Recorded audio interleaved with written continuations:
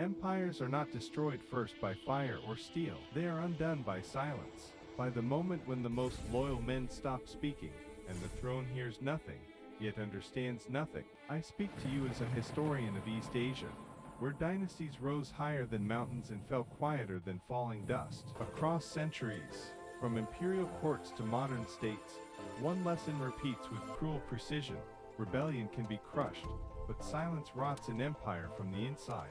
The loyal general is not feared for his sword. He is feared for what he refuses to say. In public rebellion, danger is visible. Banners rise. Enemies declare themselves. The state responds with force, but silence arrives without announcement. No law forbids it. No army can march against it. Silence wears loyalty as a mask. It kneels, it salutes, and it waits. Every empire believes it understands rebellion. It trains for it, budgets for it, writes laws to punish it. But silence cannot be trained against. It hides inside obedience and grows unnoticed. In the courts of Asia, the most dangerous moment was not open defiance. It was when trusted men began speaking only in ritual phrases. Silence is not ignorance. Silence is knowledge restrained. The loyal general knows the frontier is weakening.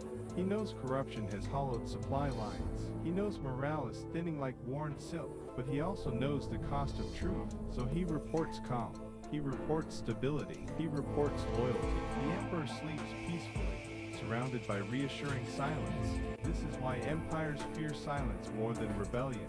Rebellion announces danger.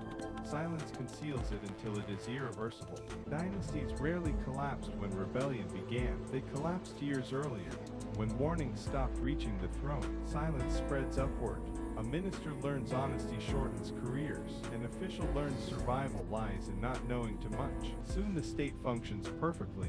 On paper, reports glow with success. Reality is no longer consulted. The loyal general becomes the most dangerous man, not because he plots, but because he no longer intervenes. He does not rebel. He does not warn. He obeys precisely. Empires mistake this for stability, but obedience is not health. Silence is not peace. In many courts, the highest praise was, "He causes no trouble." That phrase buried more dynasties than invasions ever did. The silent general understands timing. He knows when the army could still be saved. He also knows when speaking is pointless. Empires are not betrayed by enemies. They are abandoned by loyalists. Silence is self-defense. It is how intelligent men survive irrational systems. But when silence becomes universal, no corrective force remains. Rebellion tests strength. Silence tests awareness. And awareness is the first thing empires lose. When disaster arrives, the throne asks, "How could this happen?" The answer is simple. It was told nothing. By the time silence is noticed, there is no one left to speak. The loyal general does not raise a banner. He lowers his voice, and in doing so, he seals the dynasty's fate.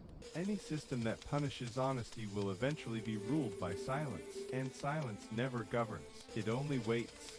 If this story unsettled you, it should. History is not warning us about rebels. It is warning us about quiet obedience. In the next episode, we will explore the final law.